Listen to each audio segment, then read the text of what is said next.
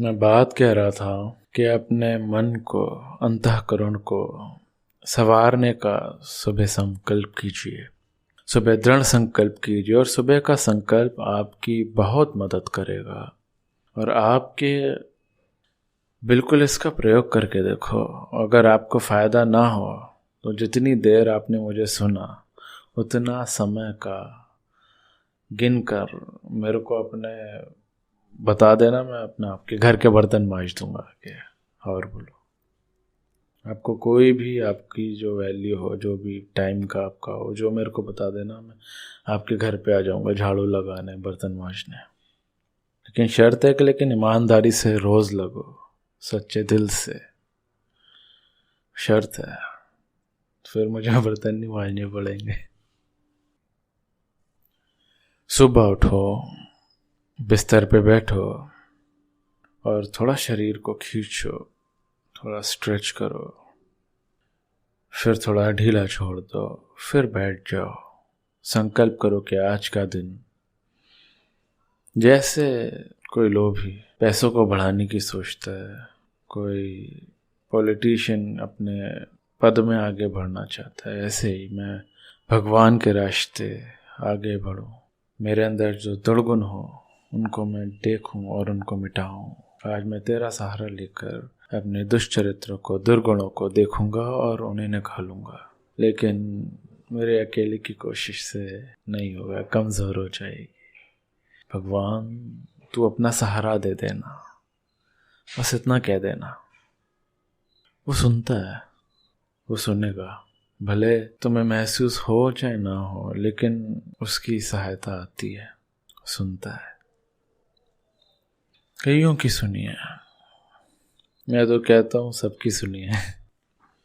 महात्मा गांधी बॉम्बे में सेट हो रहे थे, फौरन से पढ़कर आए थे। उनके बेटे मणिलाल को कोई बुखार आ गया, बुरा, बहुत कमज़ोर हो गया।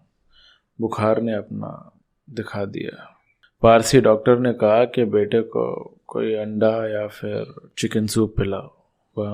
गांधी ने कहा नहीं, मुर्गी से जो आपका दिल खराब होगा, अशुद्ध खाने से जो दिल खराब होगा, दिल खराब करके शरीर ठीक करना तो बेवकूफ़ों की बात है। हम जैसे वैष्णव धर्म के पालने वाले अंडा और मुर्गी का सलाह कभी नहीं। डॉक्टर चिढ़ गया, बोले अपने बेटे को अपने ठंडे पानी की पट्टियाँ रखो, देख लेना अपने आप। चिढ़ गया डॉक्टर, चला गया वो।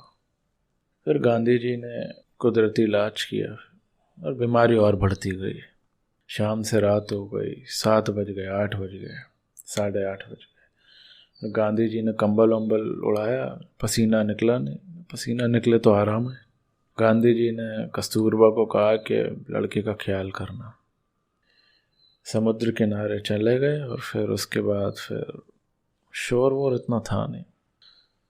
और उस टाइम पे ज़्यादा व्हीकल्स भी नहीं होते थे, ज़्यादा वाहन नहीं होते थे। बहुत पुरानी बात है, सन्नाटा था। गांधी जी समुद्र किनारे गए। हे मेरे राम, मणिलाल का इलाज मैंने तो किया लेकिन मुझसे नहीं हो रहा। मेरा प्रयत्न अब नहीं हो रहा मुझसे, अब तेरा ही है। देख, तू देख भगवान, तू ही संभाल। अब मैं धर्म के रास्ते हूँ, जो धर्म को पालता है धर्म उसको पालता है। हे मेरे राम, अब तुम साक्षात धर्म की मूर्ति हो। मेरे बेटी की रक्षा तुम्हारे हाथ में। प्रार्थना करते करते ईगोलेस हो गए, अहंकार गलित हो गया। शांति से अंदर गोता मारा। जहाँ राम तत्व था वहाँ पे प्रार्थना गई। 2-4-5 मिनट के बाद उठे, शांत वदन, शांत चित्त, अपने घर की तरफ आ रहे थे तो सामने से मणिलाल मिला। उस समय रात के 10 बज रहे थे।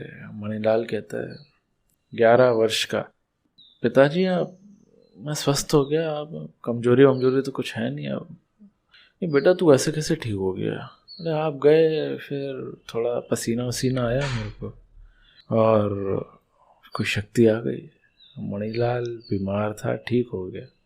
इसमें क्या है, पानी के बूंद से भगवान राजा बना देता है, इतने बड़े बड़े लोग बना देता है, इतनी दुनिया चलाने को चला रहा है। मणिलाल ठीक हो गया। उसके लिए कोई बड़ी बात नहीं है बाबा, लेकिन हमारे लिए बड़ी बात होती है और फिर चमत्कार दिखता है। गांधी जी लिखते हैं कि जैसे रोटी खाने से भूख मिटती है, पानी पीने से प्यास मिटती है, ऐसे ही प्रार्थना सच्चे दिल से करने से तो परमात्मा सहायता करते हैं और मुसीबतें मिट जाती हैं। हो सकता है रोटी खाने से भूख ना मिटे, हो सकता है पानी पीने से प्यास ना मिटे, लेकिन प्रार्थना करने से मुसीबतें मिटती हैं। ये मेरा पक्का अनुभव है, पक्का विश्वास है। एक पतला दुबला आदमी और एक कहाँ एक ब्रिटिश के खून खराबी करने वाले, राजसत्ता का मद और षड्यंत्र जानने वाले, फिर भी भगवान की प्रार्थना का अवलंबन लिया, सहारा लिया, अपने सदाचार को बढ़ाते बढ़ाते अपनी गलतियों को खुलेआम प्रकट करते करते अपने हटाते गए और सदाचार को बढ़ाते गए। कितना उनको बल आ गया, कितना ज़्यादा सहारा मिला नॉन वायलेंस का। जैसे छोटी बच्चियाँ जब चावल बीनती है ना, तो उसमें से कंकड़ अलग निकाल देती है। माँ कहती है कि चावल बीन लेना, बच्ची समझ जाती है कि मेरे को चावल साफ करना है। जब कोई बोलता है कि आटा पिसा लेना, तो आटा नहीं पिसाते, गेहूँ पिसा लेते हैं। तो ऐसे ही शब्दों का जो मतलब होता है ना, तो अपने बुद्धि से लगाना पड़ता है। अपने को पवित्र करो, स्वच्छ करो। उसका मतलब ये नहीं कि आत्मा को स्वच्छ करो, लेकिन जिसको आप मैं मान रहे हैं उसको, मन बुद्धि और अहंकार को, उसको मिटाना है। अपन लिहाज कर लेते हैं।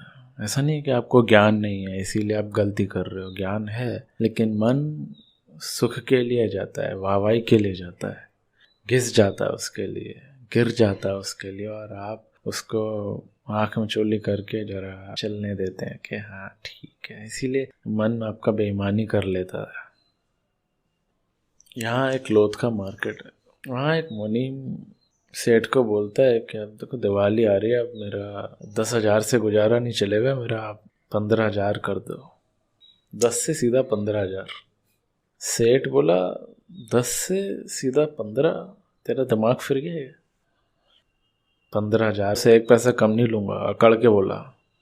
बॉस ने बोला अब जा रहा है तो जा, 10,000 से 11,000 हो जाए, 11,500 हो जाए, 15,000 से एक पैसा कम नहीं लूँगा। बोले सेठ जी आप 15,000 देते हो तो मैं रहूँगा, नहीं तो मैं जा रहा हूँ। बोले जा जा। बोलता मैं तो जा रहा हूँ लेकिन आपके सारे पोल पट्टी भी ले जा रहा हूँ। बोलता मैं जानता हूँ कि आपके ने जो घोटाले करे हैं इनकम टैक्स में, मैं ऑफिसर से मिलता हूँ, कमिश्नर से मिलता हूँ, और आपकी एंट्रियाँ जितनी भी बोगस हैं सारी बताता हूँ। सेठ बोलता है अरे बैठ बैठ बैठ, अरे चाय पी, बैठ, तू तो अपना ही लड़का है, बैठ बैठ, तू घर का है भाई, कोई बात क्या है, तू 16,000 ले ले। क्यों? क्योंकि मुनीम पॉइंट जानता है। ऐसे ही आपका जो मन है ना, जो मुनीम है, वो आपकी सारी पॉइंट जानता है, गलतियां जानता है, इसीलिए वो अपना जोर लगाता है तुम्हारे ऊपर। अगर मन को आप ठीक से शास्त्र के अनुसार, गुरु के अनुसार चलाएं तो मन आपके अधीन हो जाएगा। अभी मन आपको अधीन में कर रहा है। जानामि धर्मम न च में प्रवृत्ति, जानामि अधर्मम न च में निवृत्ति। मन आपके वीक पॉइंट जानता है, इसीलिए दूसरा भी करवा देता है, तीसरा भी करवा देता है, चौथी भी करवा देता है, आपको ठगता रहता है। अब आप कमज़ोर पड़ गए मन के आगे। मन तो बॉस हो गया लेकिन आप नौकर हो गए, लेकिन हकीकत में आप बॉस हैं, आप स्वामी हैं, लेकिन आप गलत करके वो इतना मजबूत हो गया है कि राजा कैद में और मंत्री राजा बन गया। यही हाल है हम लोगों का। राज दरबार लगी थी, कोई फकीर जाकर बैठा ऊंचे सिंहासन पर। राजा ने मंत्री को कहा कि महाराज को बोलें कि सराया नहीं है, ये राजा का दरबार है। महाराज ने कहा राजा से पूछो तो गुलाम का कहना करता है कि गुलाम तेरा कहना करता है। राजा समझ गया कि बाबा जी क्या पूछ रहे हैं। राजा ने कहा मैं गुलाम का कहना करता हूँ, मन मेरा गुलाम है और मन जैसा कहता है मैं वैसा करता हूँ। तो बोले मेरा मन तो मेरा गुलाम है और तू मन का गुलाम है, तो गुलाम का गुलाम तू मेरे को हुक्म क्या चला रहा है? तू तो गुलाम का गुलाम है और तू मेरे पे हुक्म चला रहा है।